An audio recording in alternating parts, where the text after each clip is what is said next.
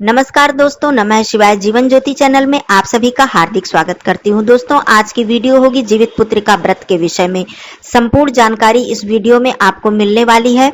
व्रत के प्रारंभ से लेकर व्रत के पारण तक के सभी नियम आप लोग जान लीजिए, जिससे कि कोई गलती ना होने पाए। जिन बहनों की सास है उनके लिए भी क्या नियम है, और जिन बहनों की सास नहीं है अर्थात अगले दिन उनको श्राद्ध करना है, उनके लिए क्या नियम है, सारे नियम जान लीजिए, जिससे कि आपसे कोई भी गलती ना हो। दूसरी बात, पूजा की जो सरल विधि है वो भी आप लोग समझ लीजिए। तो जीवित पुत्रिका व्रत कब है, तिथि कब से प्रारंभ हो रही है, पारण का शुभ समय क्या होने वाला है, नवमी तिथि कब से लग रही है, ये सारी बातें आप लोग इस वीडियो में जानेंगे। तो सभी बातों के लिए आप लोग वीडियो में अंत तक बने रहिएगा। बालों को धुले या नहीं धुले, सिंदूर लगाएं या नहीं लगाएं, जिन बहनों को श्राद्ध करना है वो बालों को धुल सकती हैं या नहीं, ये भ्रम बहुत सारी बहनों के मन में होगा। तो इस बात को भी इस वीडियो में मैं क्लियर करूंगी। तो वीडियो में अंत तक बने रहिएगा। चैनल पे पहली बार हैं तो चैनल को सब्सक्राइब कर लीजिएगा। वीडियो पसंद आता है तो इसे एक लाइक जरूर कीजिएगा। कमेंट बॉक्स में नमः शिवाय जरूर लिखिएगा। दोस्तों, सबसे पहले मैं बता दूं, जीवित पुत्रिका का व्रत आश्विन मास की कृष्ण पक्ष की अष्टमी तिथि को रखा जाता है, जो कि पितृपक्ष का समय होता है। पितृपक्ष के समय में अष्टमी तिथि को यह व्रत रखा जाता है। इस वर्ष 2023 में यह व्रत 6 अक्टूबर दिन शुक्रवार को रखा जाएगा। अष्टमी तिथि प्रारंभ हो जाएगी 6 अक्टूबर को प्रातःकाल 6:34 पर, और यह समाप्त होगी 7 अक्टूबर को प्रातःकाल 8:08 पर।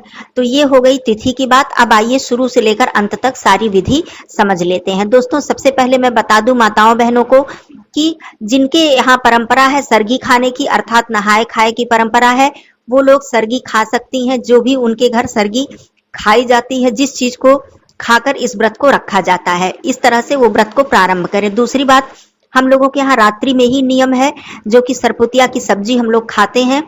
इसी सब्जी को खाकर हम लोग व्रत शुरू करते हैं। सुबह हम लोगों के यहाँ सरगी खाने का नियम नहीं है, इसलिए रात्रि में हम लोग सरपुतिया की सब्जी, उड़द की दाल, चावल इत्यादि खाकर इस व्रत को प्रारंभ करते हैं। दूसरी चीज, हमारे यहाँ नियम है कि इस व्रत को प्रारंभ करने से पहले अर्थात रात्रि के भोजन में हम लोग दूध का सेवन नहीं करते हैं। कहा जाता है कि संतान के व्रत में व्रत शुरू करने से पहले दूध का सेवन नहीं किया जाता है। तो ये नियम है, आप लोग हो सकेगा ये नियम जरूर निभाइएगा। यदि आप लोगों के यहाँ ऐसा नियम नहीं है तो कोई बात नहीं, लेकिन हम लोग दूध का सेवन नहीं करते हैं। इस तरह से आप लोग व्रत प्रारंभ कीजिएगा। उसके बाद सुबह सवेरे उठकर आप लोग स्नान आदि कर लीजिएगा।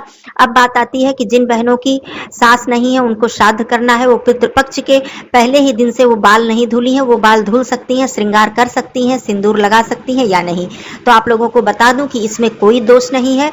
ये ऐसा व्रत है, इस दिन हर प्रकार का दोष खत्म हो जाता है। आप लोग बाल भी धुल सकती हैं, सिंदूर लगा सकती हैं, आलता लगा सकती हैं और पूरा श्रृंगार कर सकती हैं। नए वस्त्र भी धारण कर सकती हैं, यदि आपके यहाँ नया वस्त्र धारण किया जाता हो। नहीं तो आप लोग पहना हुआ वस्त्र भी पहन सकती हैं। और जिन बहनों की सास हैं उनके लिए तो कोई ऐसा नियम नहीं है, वो बिल्कुल अच्छी तरह से पूरा व्रत का जो भी पालन है कर सकती हैं, बाल भी धुल सकती हैं, सब कार्य कर सकती हैं। अब आइए व्रत की विधि समझ लेते हैं। तो आप लोग सुबह सवेरे स्नान आदि करके तैयार हो जाइएगा। जिन बहनों की सास नहीं है वो तर्पण इत्यादि कर लेंगी, सब कार्य और दैनिक पूजा भी कर लेंगी। उसके बाद इस व्रत में संध्या पूजन का नियम होता है। संध्या के समय पूजा किया जाता है, जो कि अरियार बरियार के पौधे की पूजा की जाती है। अक्सर इस व्रत की जो पूजा है वो नदी या तालाब के तट पे जाकर, वहां पौधा होता है अरियार बरियार, वहीं पर जाकर पूजा की जाती है। लेकिन अब समय बदल चुका है, शहरों में जो बहनें रहती हैं उन्हें दिक्कत होती है, उन्हें पौधा नहीं मिल पाता है, तो गमले में पौधा लगाकर भी अपने घर में पूजा कर लेती हैं। तो जैसा भी आपके यहाँ व्यवस्था होगी उस तरह से आप पूजा कर लीजिएगा। अरियार बरियार के पौधे की पूजा करने की मैं नियम बता देती हूँ। सबसे पहले आप लोग मार्केट से 2 जूतिया का धागा खरीद लीजिएगा। एक जूतिया का धागा जो है वो दान करने के लिए, और एक धागा अपने गले में पहनने के लिए। तो इस तरह से आप धागा ले लीजिएगा। उसके बाद पूजा सामग्री में आप लोग सिंदूर, हल्दी, चंदन, अक्षत, पुष्प, धूप, दीप और जो धागा आपने लिया है उसको रख लीजिएगा। साथ में उड़द और चावल आंचल में रखने के लिए ये सारी सामग्री आप लोग रख लीजिएगा। दही भी हम लोग रखते हैं अरियार बरियार के पौधे की पूजा करने के लिए। तो सारी सामग्री रखकर आपको पूजा जहां भी करनी है, घर पे करनी है या बाहर करनी है, तो उस तरह से आप सामग्री लेकर उस स्थान पर अरियार बरियार के पौधे के पास चले जाइएगा। उसके बाद और सबसे अनिवार्य जो सामग्री है वो सरपुतिया का पत्ता। सरपुतिया का 8 पत्ता होना चाहिए। हर एक महिला के लिए 8 पत्ता जरूरी होता है, जो कि बहुत ही सही पत्ता हो, कटा फटा ना हो, छिद्र वगैरह ना हो। आप लोग अच्छे से देख लीजिएगा, धुल लीजिएगा और उसको भी सामग्री के साथ रख लीजिएगा। उसके बाद आप लोग अरियार बरियार के पौधे के पास जाइएगा। घर पे है तो घर पे, बाहर है तो बाहर। और इस व्रत में जब हम लोग अरियार बरियार की पूजा करने जाते हैं तो आंचल में चावल और उड़द ले लेते हैं, उसको रास्ते में थोड़ा थोड़ा करके गिराते हुए जाते हैं और बोलते हुए जाते हैं, रामचंद्र की आरी बारी सीता की फुलवारी। जाके कहिएगा प्रभु रामचंद्र जी से कि जो भी आपके बच्चे का नाम है, जैसे मेरे बच्चे का नाम शिव है तो शिव की मम्मी जीवित पुत्री का व्रत रखी हैं या जीतिया का व्रत रखी हैं। तो इस तरह से ये बोलते हुए, ये बहुत ही पुराने समय से नियम है, हम लोग इस तरह से बोलते हुए जाते हैं। उसके बाद आप लोग जाइएगा, सबसे पहले अरियार बरियार के पौधे को स्नान कराइएगा। वहीं पर चील और सियारिन की एक प्रतिमा बना लीजिएगा हल्दी से। जिस तरह से हम लोग सोना धोबिन की प्रतिमा बनाते हैं उस तरह से बना लीजिएगा। जो सरपुतिया के पत्ते हैं आप धुल कर ले गई हैं, वो 6 पत्ते आप सामने रख दीजिएगा। उसके बाद स्नान कराने के बाद अरियार बरियार के पौधे को सिंदूर, चंदन, दही इत्यादि से उनका पूजन कीजिएगा।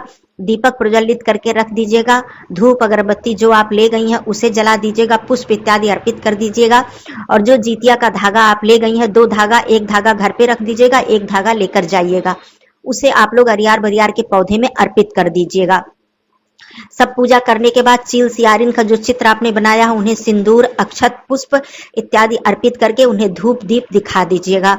उसके बाद आप उनसे प्रार्थना कीजिएगा कि हे जीमूत वाहन भगवान, हे अरियार बरियार, मेरे पुत्र, मेरे संतान, मेरी पुत्री का कल्याण कीजिए, उनकी आयु लंबी कीजिए, उनका स्वास्थ्य अच्छा कीजिए। सब कुछ जो भी आपको प्रार्थना करनी है, एक माँ अपने संतान के लिए कल्याण की प्रार्थना करती है, वो सारी प्रार्थना आप लोग कीजिएगा। उसके बाद अपने आंचल से, जो भी आप साड़ी पहनी है या सूट पहनी है, अपने दुपट्टे से आंचल से अरियार बरियार के पौधे को ढककर, जो जुतिया का धागा आपने अर्पित किया है उसे भी ढककर, और माता रानी से प्रार्थना कीजिएगा, चील सियारिन से प्रार्थना कीजिएगा।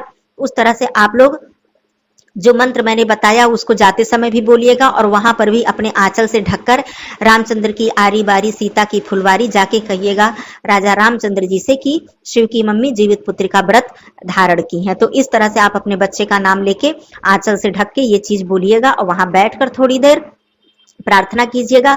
यदि ऐसी व्यवस्था है वहां पे और भी महिलाएं हैं, माताएं बहनें, तो वहां पर ही आप लोग कथा का श्रवण कर लीजिएगा। ये बहुत ही अच्छा होता है अरियार बरियार के पौधे के पास। नहीं तो आप लोग घर पर भी आकर कथा का श्रवण कर सकती हैं। 1 लोटा जल रख लीजिएगा और दीपक प्रज्वलित करके आप लोग कथा का श्रवण घर पे भी कर सकती हैं। तो इस तरह से सब कुछ करने के बाद फिर वो जो जुतिया का धागा आपने वहां पे अर्पित किया है उस धागे को अपने आंचल में ले लीजिएगा। ऐसे नहीं कि मतलब किसी दूसरे जगह मत रखिएगा, किसी पॉलीथीन में या झोले में, उसको अपने आंचल में बांधिएगा। आंचल में ही लेकर उस धागे को आया जाता है। आंचल में लेकर आइएगा। फिर वो जो उड़द चावल आप बचा कर रखिएगा, फिर रास्ते में उसको थोड़ा थोड़ा गिराते हुए आइएगा। यदि आपने वहां कथा का श्रवण नहीं किया है तो यहाँ पर आकर घर पे कथा का श्रवण कर लीजिएगा। अकेली हैं तो 1 दीपक जलाकर और 1 लोटा जल रखकर आप लोग कथा का श्रवण कर लीजिएगा, चाहे पुस्तक से, चाहे मोबाइल से, जैसे भी आप लोगों की सुविधा हो।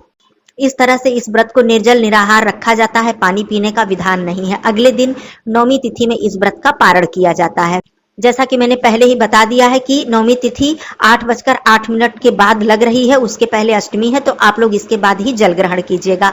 अब पारण के दिन भी आप लोग सुबह सवेरे उठकर स्नान करके उसके बाद आप लोग स्वच्छ वस्त्र धारण कर लीजिएगा। पूजा जो दैनिक है आपकी कर लीजिएगा सब कुछ। अब इस दिन नौमी तिथि है तो इस दिन 2 तरह के नियम है।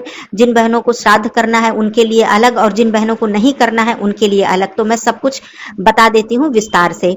तो जिन बहनों को श्राद्ध करना है उनके लिए पहले बता दूं कि आप लोग तर्पण वगैरह कर लीजिएगा। उसके बाद जो समय है 8:08 के बाद नौमी तिथि लग जा रही है, उसके बाद आप लोग जो भी प्रसाद खाकर आप लोग व्रत तोड़ती हैं अर्थात जल ग्रहण करती हैं।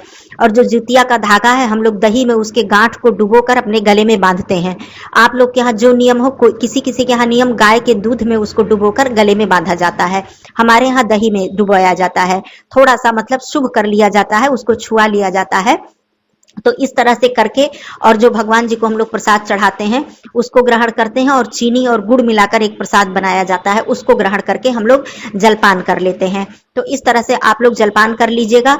उसके बाद जो बहनों को श्राद्ध करना है वो अन्न ग्रहण नहीं करेंगी, मतलब अनाज नहीं खाएंगी किसी भी प्रकार का, केवल जलपान करेंगी। और जिन बहनों को श्राद्ध नहीं करना है वो बहनें जलपान करने के बाद भोजन भी कर सकती हैं। तो आइए, जिन बहनों को श्राद्ध करना है उनके लिए मैं बता दूं, जलपान करने के बाद आप रसोई घर में स्वच्छ भोजन बनाइएगा, ब्राह्मणी को भोजन कराइएगा या फिर भोजन दान में दीजिएगा, दान निकालिएगा, अपनी सास का श्राद्ध कीजिएगा।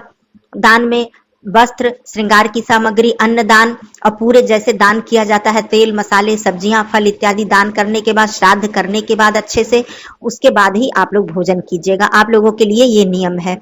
और जिन बहनों को श्राद्ध नहीं करना है वो भोजन इत्यादि ग्रहण कर सकती हैं, कोई दिक्कत की बात नहीं है। तो इस तरह से आप लोगों का जीवित पुत्रिका का व्रत और साथ में नवमी का श्राद्ध भी पूर्ण हो जाएगा। यह वैसे मातृ नवमी के विषय में संपूर्ण वीडियो, पूरी विधि की वीडियो मेरे चैनल पे है। जिन बहनों को श्राद्ध के विषय में कोई भी जानकारी लेनी हो वो मेरे चैनल पे उस वीडियो को चेकआउट कर सकती हैं। और पितृपक्ष के विषय में कोई भी प्रश्न हो उसका भी संपूर्ण वीडियो मेरे चैनल पे है, आप लोग देख सकती हैं। तो ये वीडियो थी जीवित पुत्रिका व्रत पर। इसके बाद कोई प्रश्न हो तो आप लोग पूछ लीजिएगा। फिर मिलती हूँ अगले वीडियो में, तब तक के लिए धन्यवाद। नमः शिवाय।